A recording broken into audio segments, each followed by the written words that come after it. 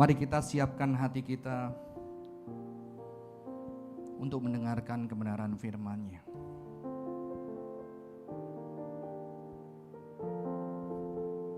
Berbicaralah kepada setiap kami Tuhan. Hamba yang penuh dengan keterbatasan boleh jadi berkat buat jemaat Tuhan. Setiap kami yang datang di tempat ini dengan segala keberadaan kami, dengan kehektikan di pagi tadi, dengan gelisah mungkin di pagi tadi. Ada yang mungkin dengan sukacita karena kami akan berjumpa dengan teman kami, ataupun mungkin kami datang dengan perasaan biasa karena setiap minggu kami juga datang. Tapi apapun keadaan kami, biarlah firman-Mu boleh berbicara kepada setiap kami. Berkati hamba, boleh jadi berkat buat setiap jemaat Tuhan. Di dalam nama Tuhan Yesus Kristus kami berdoa. Amin. Silakan duduk teman-teman, jemaat yang dikasihi Tuhan. Shalom. Kurang keras ya. Shalom. Hari ini kita akan bicarakan sebuah tema. Saya belum pernah mengkhotbahkan bagian ini dan puji Tuhan juga di sini ada teman kita yang namanya sesuai tema ya. Nama Tuhan ya, Nisi. Jadi saya baru mempersiapkan, pernah membaca buku tentang Names of God ya. Tapi untuk mengkhotbahkan baru hari ini saya mengkhotbahkan Yahweh Nisi. Mari kita buka Alkitab. Keluaran 17 ayat 8 sampai yang ke-15. Kita boleh deh baca sampai ke-16. Saya akan bacakan buat setiap kita. Keluaran yang ke-17 ayat 8 sampai yang ke-16. Kemenangan Israel atas Amalek. Lalu datanglah orang Amalek dan berperang melawan orang Israel di Rafidim. Musa berkata kepada Yosua, pilihlah sejumlah orang bagi kita, lalu keluarlah berperang melawan orang Amalek. Besok aku akan berdiri di puncak bukit dengan tongkat Allah di tanganku. Lalu Yosua melakukan seperti yang dikatakan Musa kepadanya dan berperang melawan orang Amalek. Sementara Musa, Harun dan Hur naik ke puncak bukit. Lalu terjadilah apabila Musa mengangkat tangannya, lebih kuatlah Israel. Tetapi apabila ia menurunkan tangannya, lebih kuatlah Amalek. Tetapi tangan Musa menjadi penat, sebab itu mereka mengambil sebuah batu untuk meletakkannya di bawah Musa, supaya ia duduk di atasnya. Harun dan Hur menopang kedua tangannya, di sebelah kiri dan di sebelah kanan, sehingga tangannya tetap terangkat, sampai matahari terbenam. Demikianlah Yosua mengalahkan orang Amalek dan pasukannya dengan mata pedang. Kemudian berfirmanlah Tuhan kepada Musa, tuliskanlah semuanya ini dalam sebuah kitab sebagai tanda peringatan, dan bacakanlah bagi Yosua bahwa aku akan menghapuskan segala ingatan orang akan Amalek dari kolong langit. Lalu Musa mendirikan sebuah mezbah dan menamainya Tuhanlah panji-panjiku, Yahweh Nisi. Sebab ia berkata, tangan di atas panji Tuhan, Tuhan berperang melawan Amalek turun-temurun. Saudara-saudara, pertama yang kita harus berhati-hati ketika kita membaca teks-teks berkaitan dari peperangan, kita harus mengerti konteksnya. Kadang-kadang ketika teks-teks ini dibaca di dalam perspektif modern, mengapa seolah-olah Tuhan mendukung peperangan bahkan membantai sebuah bangsa, saudara-saudara. Tetapi kita harus berhati-hati karena peperangan adalah sebagai sebuah realita. Kalau mungkin hari ini ada bisnis realita yang harus berperang, yang kadang harus ada seorang Kristen yang bangkrut, yang lain tidak bangkrut, saudara-saudara. Itu sebuah kenyataan yang tidak ideal di tengah dunia yang hancur, ya. Maka harus berhati-hati, kita tidak bisa menggunakan teks ini untuk mendukung kekerasan, violence. Ketika kita ada berhadapan dengan orang lain, kita bilang bahwa Tuhan kita akan berkuasa dan maka dia akan hancur dan kita diselamatin, saudara-saudara. Hati-hati. Boleh slide-nya tolong, saudara-saudara, ya.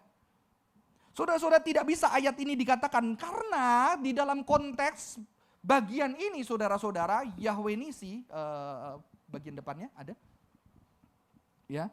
Di dalam konteks bagian ini, saudara-saudara, bagian ini berbicara Israel bukan sebagai bangsa yang superior. Kadang-kadang dikatakan bahwa ada pembantaian juga. Betul, pembelaan seorang ahli Alkitab, memang kenyataan perang itu ada, tetapi violence yang berlebihan dalam arti etika perang Bangsa Israel dibandingin bangsa sekitar ketika dia mengalahkan, menguliti, menarik dengan kuda, menyiksa, itu tidak ada di dalam tradisinya Israel. Jadi walaupun tetap tidak dibenarkan, ada violence karena itu sebuah konteks peperangan, ada pembantaian di sana, tetapi saudara-saudara secara etik tidak ada penyiksaan-penyiksaan yang diperintahkan Tuhan di sana. Dan kita harus percaya Tuhan kita adalah Tuhan yang penuh dengan kasih. Jadi ketika ada peperangan bangsanya dengan bangsa lain, pasti Tuhan. Bangsa lain pun adalah ciptaan Tuhan. Dan Tuhan sebagai pencipta, kalau kita bisa bahasakan, pasti dengan penuh hati yang luka. Kadang-kadang dengan penafsiran modern saya mencoba memahami nonton film zombie, saudara-saudara, ketika kadang-kadang harus ada pembunuhan karena sudah terlanjur orang yang dicintainya udah kena pengaruh yang begitu dahsyatnya. Tapi ketika pembunuhan dilakukan bukan dengan kebencian dan membenarkan kekerasan, tapi dengan sebuah kesedihan dan tangisan. Saya percaya ketika Tuhan itu adalah kasih, ketika ada konteks kehancuran dan peperangan yang harus berperang, ada hati dan ada cinta Tuhan yang ada di sana. Itu saudara-saudara ya. Saya tidak akan membahas di situ, tetapi kita masuk secara khusus di dalam Yahweh Nisi. Saudara-saudara, saya lebih prefer penyebutan Yahweh dibandingin Jehovah. Karena Yod-He, Wah-He. Jadi di dalam Alkitab kita, di dalam bahasa Ibrani nggak ada huruf hidup saudara-saudara. Yod, Ye, Ha, We, Ha. Tetapi tradisi menyebutkan bahwa menyebutnya Yahweh, bukan Jehovah. Karena ini akan cocok dengan sebutan juga Haleluya. Pujilah Yah adalah sebutan singkat untuk Yahweh. Yahweh adalah sebuah nama berbeda dengan yang lain. Elohim, El Shaddai, El Elyon, Yahweh itu adalah personal name, nama pribadi. Ya, kalau saya manusia, sebutan saya mungkin hamba Tuhan, sebutan saya papa, saya mungkin guru juga, tetapi nama pribadi saya, proper name saya adalah Johan. Ya, Elohim God, tapi Yahweh itu proper name. Maka orang Yahudi sangat menghargai nama ini. Karena ketika Allah menciptakan, kata yang digunakan adalah Elohim, God. God itu generic name, bukan proper name. Ya, kayak God itu kayak humanity, people, ya. Tapi kalau Yahweh itu adalah personal name. Ketika menciptakan dikatakan Elohim. Tapi ketika Yahweh mengadakan perjanjian dengan Israel, dia sebutkan nama Yahweh. Kalau di kontrak itu ditulis namanya siapa? Yahweh, personal name, proper name, saudara-saudara. Maka beberapa Alkitab tidak mengganti terjemahannya. Mandarin menjadikan Yehovah. Ya. Alkitab kita Yahweh. Mengapa Alkitab kita menjadi Lord? Lord itu berhutang pada sebuah tradisi, saking kudusnya nama itu saudara-saudara, orang Yahudi tidak mau sebut. Orang Yahudi lindungi mulutnya, sehingga ketika dia mendengar kata Yahweh, mereka akan diam dan menyebut Adonai. Adon. Ya. Artinya apa Adonai? Tuhan, Lord. Jadi orang Yahudi tulisnya Yahweh, dia sebutnya Adonai. Adonai, Adonai. Terjemahan kita mengikuti menjadi Lord. Mengerti? Ya, Lord itu proper name, nama Yahweh, saudara-saudara. Dan luar biasanya tradisi Yahudi, saking menghargainya nama itu, setiap menulis nama Yahweh di kitab, pensilnya itu alat tulisnya dipatahkan saudara-saudara. Karena tidak boleh dituliskan nama yang sama, nama yang lain dari alat tulis itu. Ya, saking diagungkannya. Jadi berapa ribu nama muncul dipatahkan itu saudara-saudara. Dan ternyata tidak hanya itu. Ketika teks-teks yang ada tulisan Yahweh, mereka punya perpustakaan khusus yang teks itu gak boleh dibuang di sampah. Disembunyikan dan disimpan, dirawat supaya nama itu tidak direndahkan, tidak diinjak-injak, tidak dibuang. Jadi ini adalah sebuah nama yang sakral. Ya, nanti kita akan lihat haleluya. Ya. Dan saudara-saudara kalau tahu kata keselamatan di dalam Ibrani Shua, maka Yeshua, Yahshua, Yahweh saves. Ya. Maka sebetulnya ada gerakan beberapa tahun lalu di Indonesia yang harus menyebut nama Yahweh, nggak boleh nyebut pakai kata Allah. Ya. Dan katanya gerakan itu mengatakan, kalau kamu nggak nyebut nama Yahweh, kamu nggak selamat. Saudara, Yeshua, haleluya, kita sudah menyebut nama Yahweh, betul? Karena Yahshua, Yahweh Shua, Yahweh menyelamatkan. saudara-saudara. Itulah kata Yahshua. Jadi sebetulnya tidak perlu kita menyebut nama Yahweh, karena begitu kita menyebut nama Yesus, kita menyebut nama Haleluya, sudah ada. Ada aliran itu saudara-saudara yang betul-betul mewajibkan Anda menyebut nama Yahweh untuk Anda diselamatkan. Ya, ada, tapi sudah kurang populer. Saya pernah di sana, jadi saya tahu jelas. Saudara-saudara, ini ada ya. Jadi Yahweh adalah nama pribadi ketika orang Israel, ketika Yahweh mengadakan perjanjian. Dan perjanjian di Alkitab selalu kata perjanjian itu bahasa aslinya cut of covenant. Jadi ada sesuatu yang dipotong, maka ada sunat. Ada darah yang dicurahin. Kalau kita lihat di Alkitab, ketika Tuhan mengadakan perjanjian dengan Musa, ya, itu ada binatang yang dibelah, dibagi dua, dan harusnya di dalam tradisi kuno, orang yang mengadakan perjanjian akan melewati belahan binatang itu, saudara-saudara. Artinya apa? Kalau aku mengingkari janjiku, aku akan terbelah seperti binatang ini. Ini kayak film kungfu, saya dulu pernah cerita. Ketika darah kita, saya umpama sama siapa? Sama Alvin. Vin, kita mengangkat saudara, saya gigit, wah. Diteteskan ke arah, Alvin diteteskan ke arah. Kita minum bareng. Kalau darah keturunanmu dihancurkan, aku yang akan bertanggung jawab karena darahku mengalir di tubuhmu. Wah, kayak gitu saudara-saudara. Jadi perjanjian darah. Artinya apa? Ketika Tuhan menepati dan mengadakan perjanjian, dia berjanji dia tidak akan ingkar. Ya, dulu nikah gitu nggak? Kalau kamu macam-macam. Ada perjanjian darah. Kalau kamu nggak ingkar, kamu harus terbelah. Artinya apa? Manusia ketika mengikat perjanjian dengan Tuhan, dia akan melewati itu. Dan ketika melewati itu, kalau dia ingkar janji, dia harusnya mati. Itu perjanjian serius. Kalau sekarang kan kita kehilangan uang, kehilangan apa. Beda saudara-saudara, waktu itu nyawa. Dan luar biasanya di dalam satu teks perjanjian lama, ketika Musa membelah perjanjian itu, saudara, lalu ada api yang melewati perjanjian itu. Artinya apa? Sebelum Musa melewati itu, Tuhan udah ngelewatin dulu. Ya, artinya apa? Aku berjanji kalau aku itu terbelah. Makanya ketika manusia gagal, Tuhanlah yang terbelah untuk menggantikan yang harusnya itu dibayar manusia dalam perjanjiannya. Ya, itu sebuah yang serius. Jadi nama Yahweh adalah nama yang sangat serius. Dan kita harus tahu juga ketika konteks perang tadi, Israel bukan sebagai negara yang kuat. Israel sebagai negara yang tertindas, yang baru keluar, nggak ada angkatan perang, baru keluar dari penggembala Mesir, keluar dan dia tidak punya angkatan perang, jadi dia di dalam konteks Yahweh panji-panjiku adalah bangsa yang sangat lemah sekali. Maka ayat-ayat seperti ini tidak bisa mendukung untuk peperangan, untuk menindas yang lain, karena ini diberikan dan dinyatakan kepada kaum tertindas yang sebetulnya habis. Kalau secara hitung matematika perang selesai ya. Jadi tidak bisa mendukung kekristenan untuk melegitimasi peperangan atas nama Tuhan, saudara-saudara. Dan sesuatu yang unik di sini, saya tidak akan mengeksposisi detail karena bagian ini saya fokuskan ke Yahweh Nisinya, saudara-saudara. Di dalam bagian ini dinyatakan apa? Kalau kita melihat Exodus di Keluaran, ternyata di Keluaran ini ada beberapa nama yang sudah muncul sebelum Yahweh Nisi.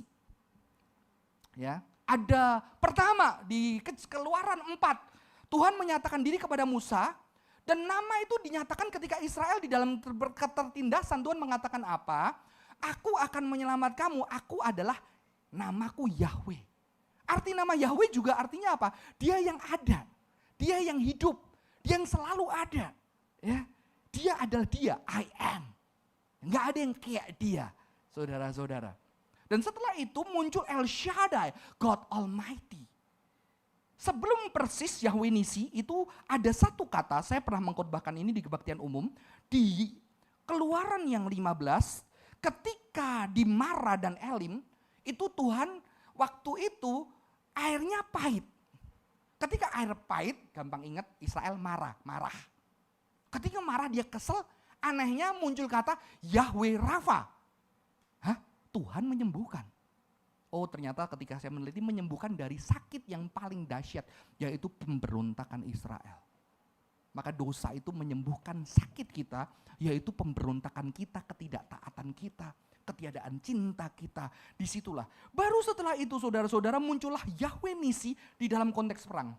Bayangkan saudara, orang Israel itu sudah mengalami laut terbelah. Ya, bangsa yang kecil, yang lemah, udah mengalami mujizat di depan mata. Lihat laut itu menghabisi musuh-musuh yang mau membunuh dia. Ya. Setelah itu melihat air yang pahit jadi manis. Habis itu dia marah-marah, dia lihat saudara-saudara mana yang turun dari surga. Setelah mana yang turun dari surga, saudara-saudara, baru kejadian yang tadi ketika mereka berperang dari Amalek. Ya. Mereka sudah melihat mujizat di depan mata. Ini yang menjadi pertanyaan saya, mengapa mereka kok bisa dalam sekejap ketika masalah datang itu langsung lupa. Ya. Langsung kayaknya gak bisa melihat. Langsung bersungut-sungut, langsung kesel, marah. Saya tahu ketika kita mengalami penderitaan yang berat banget, kita bisa marah saudara-saudara. Tapi memang yang mereka lakukan ini mengerikan sekali. Dan saya mencoba memahaminya, saya dibantu oleh satu pendekatan psikologi saudara-saudara. Sebetulnya apa yang dialami Israel? Di sini saya melihat adanya spiritual immaturity. Ada sebuah spiritualitas yang tidak matang. Saudara-saudara, ketika mereka marah, mereka ngomong enakan gue di Mesir deh, daripada kayak gini mau mati aja. Ya. Saya menemukan apa? Ternyata ada perasaan tenang atau nyaman, aman, tentram ketika kita berada di bawah kekuasaan, dominasi, kontrol atau kekuasaan orang lain. Ya. Jadi ini nanti mama-mama harus sadar, kadang-kadang kita terlalu jaga anak kita posesif sama anak kita aturin semuanya, dan ternyata ketika kita aturin hidup mereka jadi lebih baik. Jadi mereka tidak punya kapasitas untuk memilih, dan mereka merasa nyaman kita papa yang baik, kita mama yang baik, mereka pilihin sampai baju kita, sekolah kita, jurusan kita apa, semua terpilih dan memang mereka pilihan Anda terbukti baik. Ternyata itu tidak membuat anak Anda matang. Karena ketika nanti dia menikah, dia akan cari pasangan-pasangan yang seperti Anda, yang bisa mengatur hidupnya, saudara-saudara. Maka saya, sejak anak saya mulai bisa milih, Pak, suka mana, biru atau hijau? Kamu suka yang mana? Papa dulu, enggak, karena saya tahu dia dengerin saya. Ya, kamu suka mana? Suka ini, kenapa suka ini? Ini, kalau itu kenapa gak suka? Gak suka gini-gini, walaupun jawabannya irasional saudara-saudara, dia sudah berpendapat. Dan akhirnya ketika dia bilang, Papa suka mana? Sekarang enggak, kamu beli dulu. Setelah beli dia bilang, Papa suka mana? Kalau saya berbeda, kalau saya sama ya, wah asik. Saya sering berbeda, saya suka yang ini. Loh kenapa Papa gak bilang, loh gak apa-apa. Kan itu sama-sama good. Itu akan membuat anak kita sejak kecil biasa memilih. Saya ketemu anak-anak kuliah nggak ngerti mau pakai baju yang mana, saudara-saudara. Ya, nggak tahu, takut, sehingga akhirnya gampang milih pasangan yang dominan. Ketika dominan aman, gue tidak perlu mengambil keputusan, karena yang mengambil keputusan yang bertanggung jawab. Ya. Dan enak dikuasai. Sehingga kalau salah kita bisa ngomel, kan kamu yang bilang gua harus milih ini, betul gak? Maka saudara-saudara, jangan salah. Spiritualitas yang menekan, yang otoriter, kadang-kadang lebih nikmat. Gak boleh ini, kenapa? Pokoknya percaya aja firman Tuhan bilang gitu, amin. Karena kalau sampai apa-apa yang bertanggung jawab pendetanya. Banyak loh saya masih ada. Ya. Saya masih ada karena saya sering diatur-atur juga. Kadang-kadang saudara-saudara, saya butuh pendapat mama. Dan sekarang mamanya istri saya. Saudara, ironisnya sampai kayak gini. Saya tahu istri saya secara pemetaan itu parah. Tapi dia confident saudara-saudara. Dan begitu saya sama ketemu orang yang confident, saya goyah. Ya. Kiri, pasti. Ternyata macet saudara-saudara. Saya ngomel loh. Macet tuh gara-gara kamu nyalahin, gak enak kan? Ya udah lain kali pilih sendiri. Lain kali lewat jalan yang sama. Ada yang ketawa ya. Terima kasih. Kita sama Pak. Lewat jalan yang sama. Saya tanya lagi saudara-saudara. Ini yang mana? Dia jawab dengan confident dan selalu 2-3 kali salah terus. Saudara. Saudara tahu, itu saya perlu dengan perjuangan. Di lewat jalan itu saya bilang, hari ini gue gak mau ikut lu, gue gak mau ikut lu, gue gak mau ikut lu. Dalam nama Yesus. Sehingga saya harus memilih walaupun salah, itu tanggung jawab saya. Saya perlu waktu. Ya. Mungkin gak sepenuhnya, betul kan ya. Gak sepenuhnya, tapi kita kerap kali loh. Dan spiritualitas itu bisa seperti itu. Makanya orang tanya, boleh ini enggak, boleh itu orang Kristen, boleh ini enggak, boleh ini. Gua harus gimana? Kasih tahu. Maka ketika konseling pun tanya, gua harus apa? Kasih solusi. Karena apa? Ketika solusi diberikan, orang yang memberikan solusi tanggung jawab, betul? Maka konselor tidak memberikan solusi buat Anda. Dia membukakan Anda, memberikan kemungkinan-kemungkinan, Anda yang harus dengan tanggung jawab dewasa memutuskan, dan Anda bertanggung jawab dengan pilihan Anda. Ya, ya. Saya terasa di gereja karismatik, Pak. Saudara-saudara, itu terjadi. Ya. Dan ini penting nanti kita sama pasangan kita, sama istri sama kita. Kadang-kadang enak juga yang berkuasa. Celakanya, ini toksik adalah ketika Anda butuh dikuasai, suami atau istri Anda suka menguasai. Karena ketika dia menguasai selalu didengarkan. Ya bisa jalan sih saudara keluarga, tapi pasangan Anda tidak akan dewasa. Karena suatu hari dia harus mengambil keputusan ketika tidak ada dan tidak bisa telepon Anda, sinyal Anda mati, Anda sedang di luar kota, betul? Maka dia perlu berani dan dilatih. Dan ternyata spiritual maturity itu tidak berbicara kita tenang dikuasai. Kita berpikir ketika kita mengikut Tuhan, udah percaya aja Tuhan lebih ngerti, Tuhan dengar semuanya, lakuin aja. Ternyata Tuhan kita tidak seperti itu. Tuhan kita memberikan ruang untuk kita mengambil banyak kesalahan di dalam hidup, betul? Tapi dia terus menuntun, tapi dia bukan menuntun robot yang dengan ya udah Tuhan taat aja. No. Ya, bukan seperti ini saudara-saudara. Dan ini sesuatu yang real. Saya melihat bahwa ada spiritual immaturity karena Israel nyaman. Nyaman menikmati berkat. Memang kerja, memang diperbudak, tapi bisa makan. Ya. Bisa makan. Maka begitu ada masalah di dalam sebuah perjalanan spiritualitas baru langsung bilang, enak di sana. Enak di sana. Karena apa? Gue tinggal gak usah mikirin masa depan. Makanya kita kadang-kadang enak ya jadi anak kecil ya gak usah mikir bergantung sama bapak sekarang. Gue gak kerja, gue dipecat, gimana nasib gue? Ya, makanya begitu ada masalah. Israel ngomong kayak gini saudara-saudara di Keluaran 16 ayat 3. Ya. Lebih baik kami mati saja di tanah Mesir oleh tangan Tuhan. Waktu itu kami duduk dengan kuali berisi daging dan makan roti sekenyang-kenyangnya sebab kamu membawa kami keluar ke padang gurun ini supaya seluruh jemaat ini mati kelaparan. Lu bikin gua mati aja. Ya. Saudara, itu ketika nggak ada makanan kelaparan. Ketika nggak ada air, 17 ayat 3, pas ya 16 ayat 3, 17 ayat 3 dia ngomong apa? Mengapa engkau memimpin kami keluar dari Mesir supaya kami, anak-anak kami dan ternak kami mati kehausan. Saudara, ketika kita hidup, kita punya sebuah prinsip hidup dan kita hidupin. Ketika kita punya prinsip itu kadang-kadang enak gitu ya. Kita bisa, oh ya terjadi. Tapi ketika prinsip hidup itu enggak terjadi dan kita enggak bisa hidup. Disitulah titik pergulatan spiritualitas.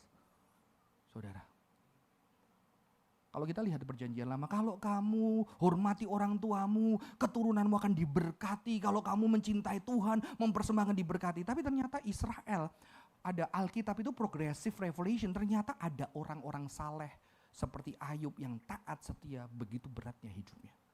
Jadi teologi yang lama diperhadapkan dengan kehidupan yang unstable. Dengan berbagai perubahan. Belum lagi di perjanjian tengah-tengah perjanjian baru, perjanjian lama, banyak orang-orang saleh yang mati di tangan Romawi, mati di tangan Yunani, sehingga mulai wahyu itu dinyatakan bahwa jangan-jangan ada berkat yang tidak di kehidupan sekarang, tapi kehidupan nanti. Ya, jadi Alkitab terjadi progressive revelation di dalam perjalanannya, saudara-saudara. Karena mereka melihat ada kenyataan-kenyataan hidup yang tidak terselesaikan dan tidak terjawab. Ya. Tapi kadang-kadang enak gini, karena enak dijanjiin. Pasti, jelas, ada yang tanggung jawab. Di dalam relasi pasti kan kita sering ngikat, ayo janji dulu. Karena begitu janji kita bisa pegang janji orang itu. Ayo kamu ya, ayo. Makanya jangan banyak janji kadang-kadang saudara-saudara. Ketika janji lagi lo sangkalin, habis kamu. Bisa suami, bisa istri, dua-duanya saudara-saudara. Jadi ada spiritual immaturity saudara-saudara di sini. Dan ternyata di bagian ini, kita lihat Tuhan Yahweh Nisi ketika dia menyatakan dirinya sebagai Yahweh Nisi. Kalau kita lihat peperangannya saudara-saudara, enaknya Tuhan kan udah beresin, selesai, angkat tangan perang, selesai. Tapi ternyata kok agak berbeda di sini. Waktu dulu Tuhan suruh pukul, laut, lewat, selesai. Habis. Tapi kok ini ada Musa yang anaknya naik turun kok pengaruh. Jadi Tuhan atau Musa? Ngerti? Jadi ada pergulatan manusia yang nyata yang Tuhan mau sertakan. Ternyata Allah kita ketika mengajarkan spiritualitas kepada kita, dia bukan mau kita seperti anak-anak yang sakit jiwa yang menikmati dikuasai. Tapi dia mau membebaskan kita bersama dengan dia. Menjalani perjalanan hidup yang penuh dengan perubahan. Mau nikah sama suami, ya udah.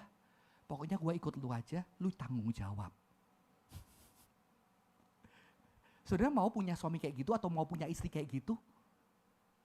Bagaimana nanti suatu hari kita harus pergi meninggalkan? Dan mempercayakan anak kita bagi orang yang selalu bergantung tidak bertanggung jawab. Saudara-saudara, maka kalau kita lihat dari Alkitab, sayangnya kita ketika melihat konsep dosa kita kaitkan itu dengan seringkali perbuatan yang jadi. Ya betul saudara-saudara. Tetapi kalau kita lihat di dalam budaya kuno, konsep dosa dikaitkan dengan shame. Shame itu didekatkan dengan rasa responsibility. Ketika manusia dipercaya sebuah taman, dia tidak bisa bertanggung jawab dan dia malu.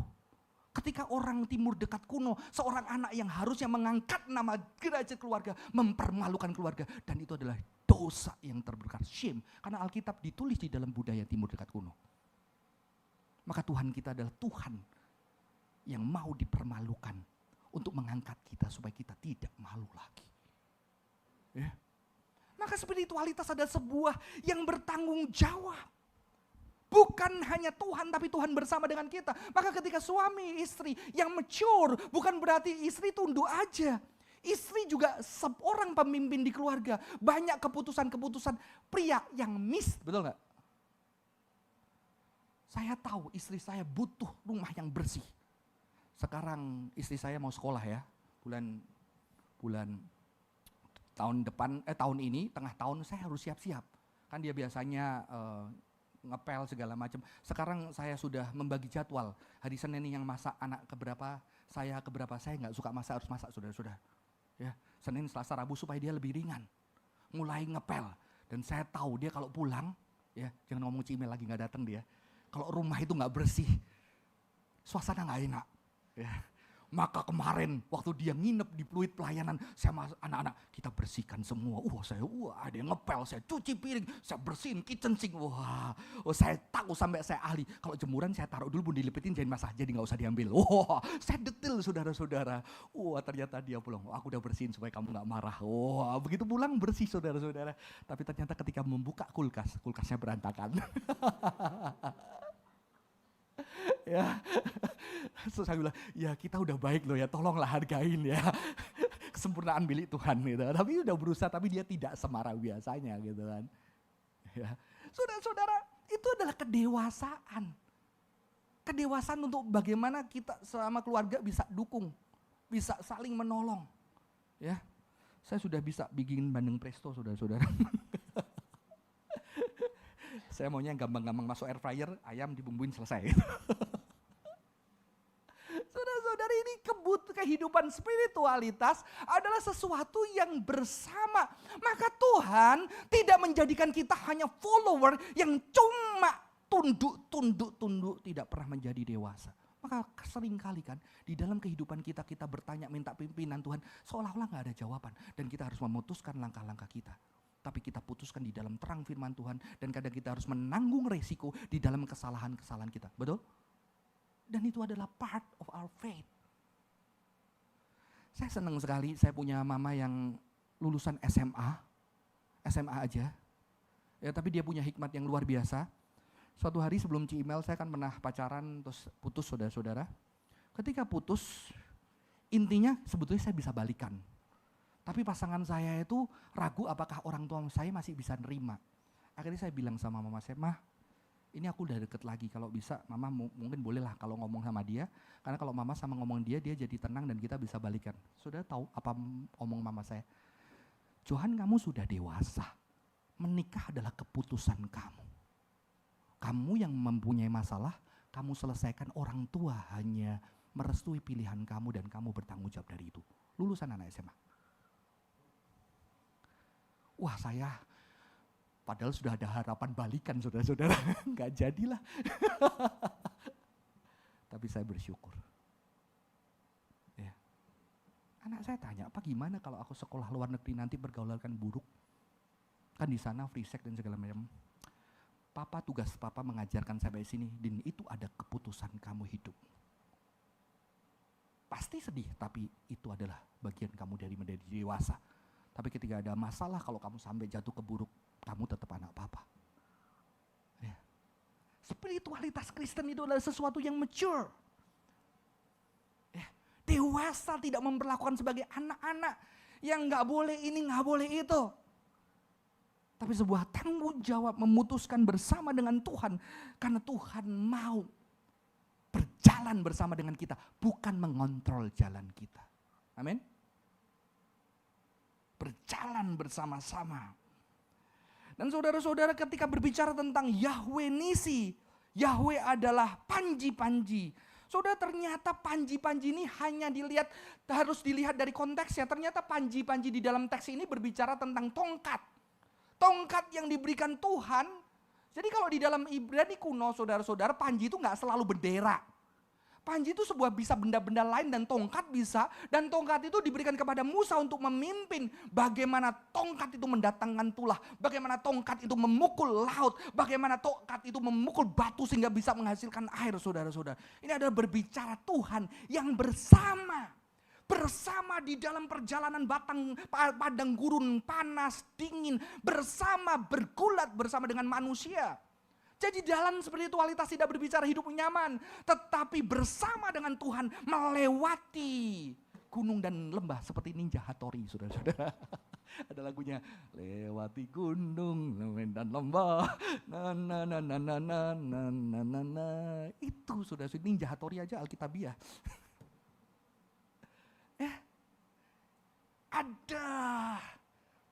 Ada pasang surut. Waktu anak kecil kan, mau bapakmu bangkrut, nggak bangkrut, itu santai-santai aja kan, tetap makan enak kan. Kalau nikah bisa, udah pokoknya nikah sama lu, kalau lu bangkrut, nggak bangkrut, Christopher, udah lu nggak usah ngomong, yang penting gue santai-santai aja, gue nggak mau capek. Bisa? Nggak bisa. Anda ada di dalam kebersamaan itu, pasang turun dan lembah bersama, dipimpin Tuhan. Tuhan tidak menjanjikan hanya menyelesaikan, bersama dengan Tuhan berperang. Allah yang berperang bersama dengan kita. Karena Tuhan kita menjadikan kita dewasa. Ya. Dan sebetulnya banner itu berbicara tentang apa? Berbicara di kuno itu bisa sesuatu yang berkilau. Ya. Dan luar biasa, banner itu juga kata yang digunakan adalah kata yang sangat dekat dengan kata miracle, mujizat. Mujizat yang terus terlihat berkilau di padang belantara. Dan di dalam konteks perang, saudara-saudara, ada tongkat yang diangkat yang berkilau. Sehingga ketika orang-orang lemah melihat tongkat yang terus diangkat bersama dengan mereka, mereka punya semangat. Maka kalau kita lihat film-film, orang rela memegang bannernya tetap berdiri walaupun penuh dengan panah, supaya teman-temannya bisa melihat dan berperang bersama. Ya, dan Tuhanlah panji-panji itu. Nah, ini nanti bisa dikaitin waktu Tuhan mengangkat tembaga, ular tembaga itu juga kelihatan berkilau, saudara-saudara. Jadi banner itu sesuatu yang berkilau, yang berkilap dan terlihat. Dan Tuhan adalah Tuhan yang diangkat, yang terlihat, yang berkilau, yang melakukan mujizatnya bersama dengan Anda ketika Anda berjalan di dalam padang belantara. Jadi ketika kita berbicara tentang spiritual maturity, kita berbicara walking with God, termasuk walking with God in the dark. Di dalam kegelapan, di dalam chaotic war, perang yang chaos. Yang kadang-kadang ketika perang yang udah chaos, kita udah gak bisa ngerasain. Orang kalau udah perang, udah penuh dengan semangat, dia udah gak bisa ngerasain sakit. Begitu panas, wah gitu ya. Wah udah hajar aja ya. Sampai akhirnya mati udah gitu saudara-saudara. Dalam chaotic itu dia bisa melihat panji Tuhan yang ada bersama dengan Israel. Tidak pernah meninggalkan, dan dialah panji-panji kemenangan. Dia adalah mujizat. Mujizat yang sejati adalah Allah yang bersama, Immanuel. Immanuel, Allah yang bareng di dalam perjalanan hidup kita, naik, turun, terang, gelap, dan kita secara dewasa berjalan di sana. Cuma masalahnya, kembali pertanyaan saya, kenapa Israel nggak bisa ngerasain? Mengapa Israel kembali ke Mesir, ngingetnya Mesir, daging yang enak? Apakah kalau nikah saya bilang, enak dulu ya gue bujang gak nikah, gak usah mikir tagihan. Coba gaji gue segini gue gak nikah, enak. Yang nikah-nikah bisa mikir gitu ya. Ya mungkin terlintas sedikit, tapi gak bisa. Setelah itu sadar, bodoh banget, aku udah milih dia kok. Ketika kita sadar, mulai kita lihat begitu indahnya yang Tuhan udah kerjakin di dalam pernikahan kita, betul? Ya. Mungkin Israel belum merasakan ini. Ya. Atau mungkin Israel sudah terkuasai dengan ketidakmatangan itu. Saya tahu kok yang menikah di sini pasti nggak mungkin. Tahu gini nggak menikah, kamu nggak mencukupi kebutuhanku, udah kita cerai aja. Mungkin ada, tapi saya lihat anak-anak di sini enggak, saudara. Berjuang bersama, yang satu kerja, akhirnya yang satu berjuang kerja, yang satu berjuang untuk cari kerja. Tahu-tahu dua nggak kerja dua-duanya, tapi berjuang bersama ya. Yang satu berjuang, yang satu juga berjuang di rumah. Berjuang di rumah nggak mudah loh. Jangan berpikir pria-pria berjuang di luar. Coba kamu berjuang seminggu di rumah, gantian istrimu yang kerja. Ya, stres. Karena ketika dia menggantiin popok, ngasih makan, ada yang muji, hebat kau, memberikan anakku makan 3 kali sehari. Saudara coba pikirin resep sehari, keluargamu makan, pusing gak kepala lu? Ya. Pembelaan saya, kamu coba khotbah gantiin gua gitu ya. Istri saya bilang, coba lu gantiin masak. Ya, mikirin hari ini apa, saya coba misi 1 hari, saya mikirnya lama loh saudara. Sekarang saya minta anak saya catat, hafalin ya, supaya kita bisa masak. Perjuangan di dalam rumah. Makanya saya lihat banyak wanita itu kasihan loh di Indonesia. Tahu nggak kasihannya kenapa? Bayangin mama, dia nggak kerja, dia nggak dapat uang, dia dedikasikan untuk besarin anak. Dia 40-30 tahun besarin anak, jadi waktu dia nggak ada ijazahnya kan, nggak dapat uang kan. Tapi tahu-tahu suaminya brengsek, selingkuh, ditinggalin. Dia 40 tahun nggak biasa kerja, begitu diceraiin, berat nggak hidup dia? Dia nggak biasa kerja, karena kerjaan dia nggak ada bagian, suruh jadi babysitter. Banyak ketidakadilan, saudara. Ya. Makanya banyak orang tua kan yang bilangin anak, udah kamu cewek jangan bergantung sama suami, mau yang bekerja sendiri supaya kalau kamu cerai bisa tetap hidup. Itu kan nasihatnya. Saudara-saudara, perjuangan wanita tidak mudah. Saya juga belum mengerti saudara, karena saya tidak menjadi wanita ya. Saya coba dengerin. Ya. Karena banyak pengkhotbah pria, makanya seneng ya kalau ada pengkhotbah wanita bisa tahu hati mama itu kayak apa. Saudara-saudara, inilah perjalanan iman kita. Kenapa Israel? Mungkin Israel udah 6. Dia udah gak bisa ngerasain. Ya, saudara-saudara, barangkali beberapa minggu lalu saya khotbah tentang 6. Dan 6 itu sesuatu yang penting. Ternyata saudara-saudara, numbness itulah yang juga membuat kita tidak bisa merasakan banyak hal. Ya. Saya baru jalan 2 minggu, saya 6 bulan ke depan, mulai bulan Februari saya mengikuti satu kelas selama 6 bulan. Jadi embodiment coaching certification, jadi kelasnya di UK, saya online, saudara-saudara, bukan Kristen. Jadi saya mau belajar coaching, embodiment, karena itu sesuatu yang baru. S2 saya menulis tentang embodied spirituality, saya belajar filsafat embodiment, teologi embodiment, tapi saya nggak ngerti prakteknya. Dan ternyata ketika saya ikut kelas, speakernya cukup menarik kan, dia bilang kalau kamu mau belajar ciuman jangan baca buku ciuman. Karena saya sudah banyak baca buku embodiment, tubuh, otak, segala macamnya, spirituality, teologi, ya. Dan tesis saya membuktikan bahwa Christianity adalah embodied religion. Karena Christianity sering dituduh di dalam filsafat barat dan timur sebagai agama yang meniadakan tubuh, yang menganggap tubuh negatif. Tapi saya membuktikan dari satu bapak gereja yang bernama Athanasius bahwa kekristenan embodied religion. Karena Tuhan mati dengan tubuhnya, bahkan Tuhan menjanjikan kebangkitan tubuh. Sementara agama timur yang menghargai tubuh, seperti di dalam spiritualitas mereka ada yoga, ada mindfulness yang tubuh, di dalam eskatologi mereka mikrokosmos itu menyatu dengan semesta yang tidak menubuh. Tapi Christianity, eskatologi mereka, manusia akan dibangkitkan tubuhnya. Jadi saya membela bahwa tesis saya, Christianity adalah embodied religion. Dan ketika itu saya nggak ngerti prakteknya, maka saya ambil coaching. Dan sesuatu yang menarik ternyata ada baca buku cuma sejam seminggu, tapi lebih saya bacanya. Ternyata lebih banyak latihan praktek. Minggu pertama suruh tidur 15 menit lebih awal, susah. Minggu kedua suruh jalan di alam 10 menit. Saya males.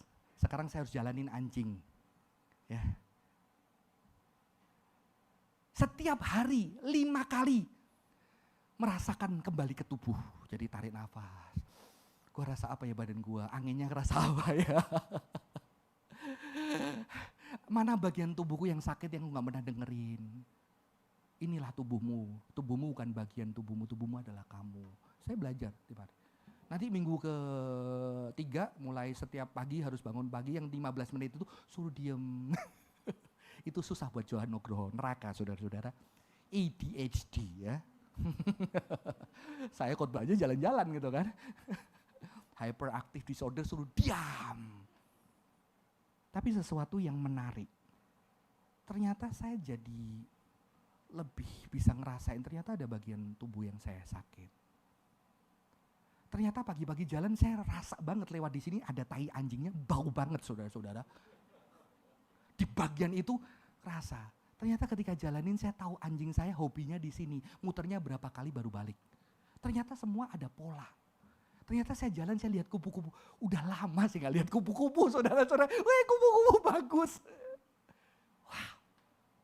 Dan ternyata itu adalah sebuah latihan untuk akhirnya kita bisa bersyukur dengan hal-hal yang kecil. Yang kita gak pernah lihat. Makanya Tuhan ketika melakukan mujizat, dia lihatin Israel langsung miracle itu. Karena kita disembodied. Karena kita terus mikir, terus gimana sukses, kita gimana kaya, gimana nanti keluargaku, gimana gua mau nikah, gimana perusahaanku, gimana ini. Kita mikirin terus, otak kita keluar terus dari tubuh. Kita gak bisa ngerasain. Ada teman kita yang lagi sakit berat banget.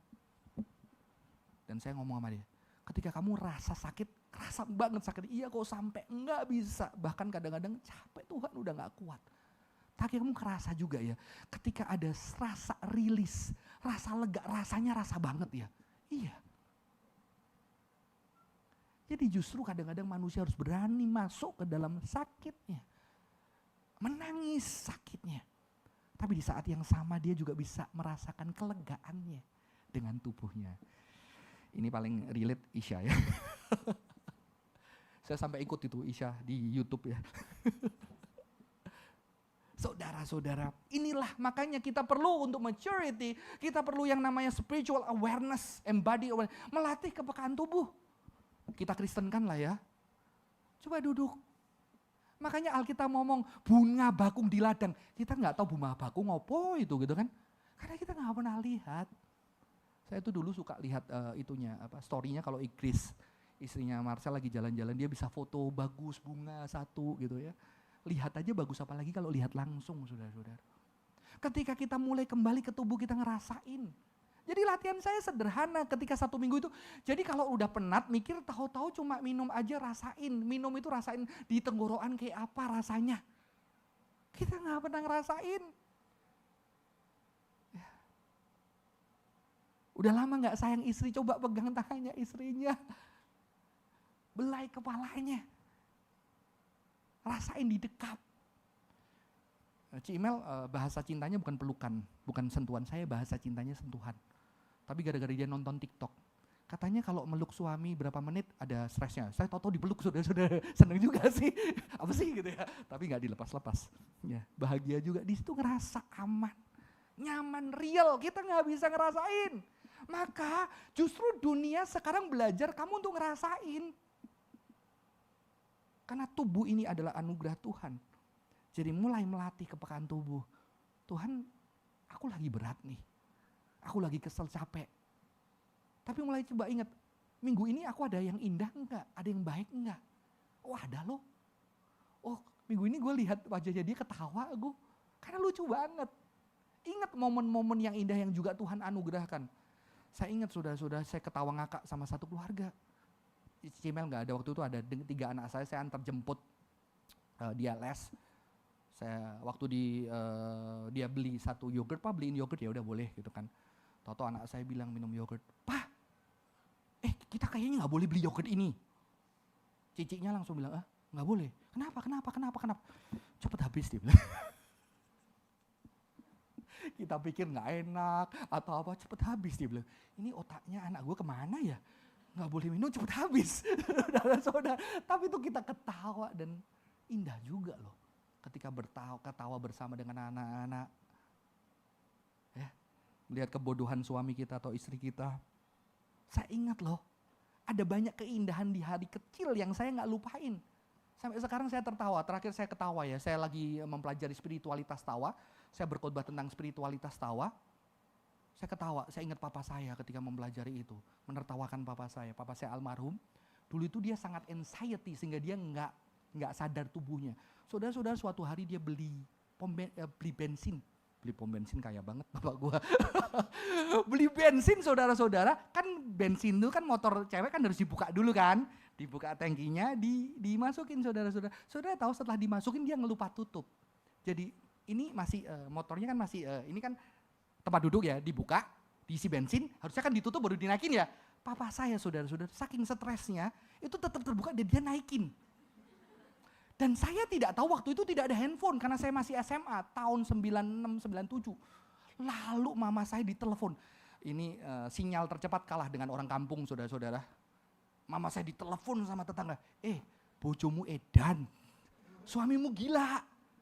Dia belanja bensin gak ditutup. Wah, mama saya sambil ketawa di depan rumah. Saya dipanggil, mama saya mempermalukan suaminya. Sini, lihat bapakmu gila katanya.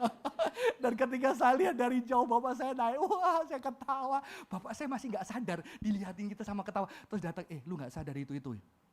Oh iya, dia ketawa saja. Itu sederhana. Tapi hari itu kami tertawa bersama. Dan dia tetap bapak saya gitu. Jadi kalau saya teledor, salahkan dia saudara. Saudara-saudara, ini real, embracing. Hari ini tubuh kamu apa yang terjadi, pain and joy, tears and love. Embrace. Goodness-nya, bad-nya. Apa? Ketika bad dia bilang bad. Ketika good bilang good. Rasain. Dan ketika ngerasain ketawa, tersenyum. Merasakan kebaikan Tuhan sehingga kita menjadi pribadi-pribadi yang mature. Amin. Mari kita tundukkan kepala, saya minta worship leader, singer menyanyikan ref lagu A Goodness of God dengan lembut.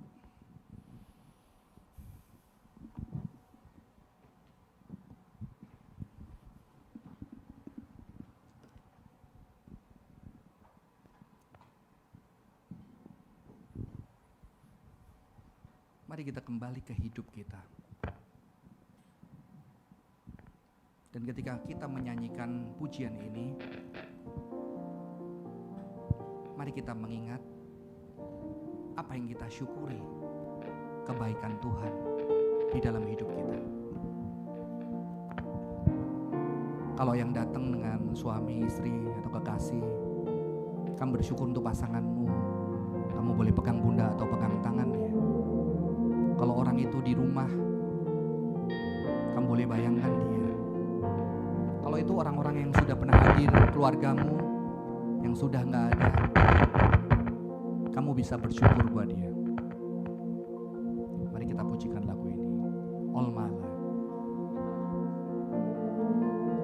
All my life you have been faithful.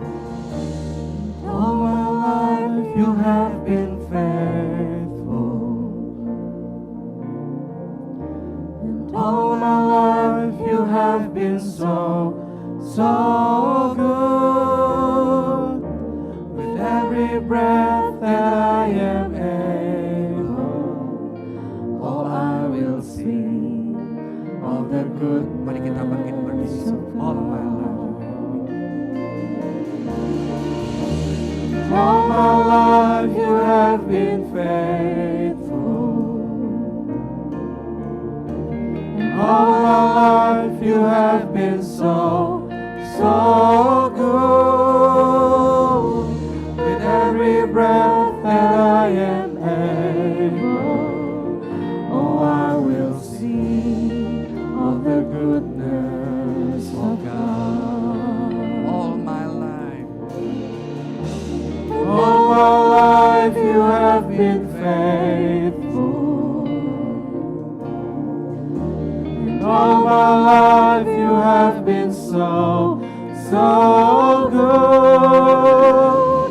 With every breath that I am able, oh, I will sing of the goodness of God. Dengan tetap pejamkan mata, mari kita taruh tangan kanan kita di dada.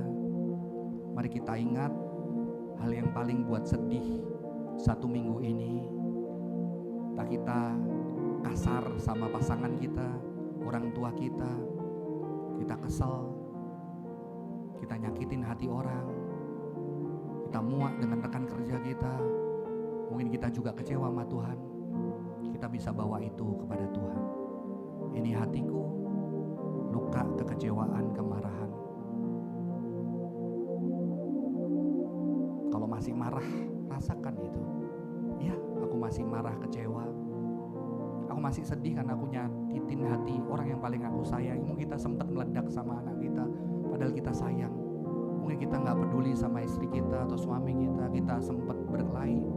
Mungkin anak-anak yang gak oke sama mamanya, kayaknya pengen pergi aja dari rumah.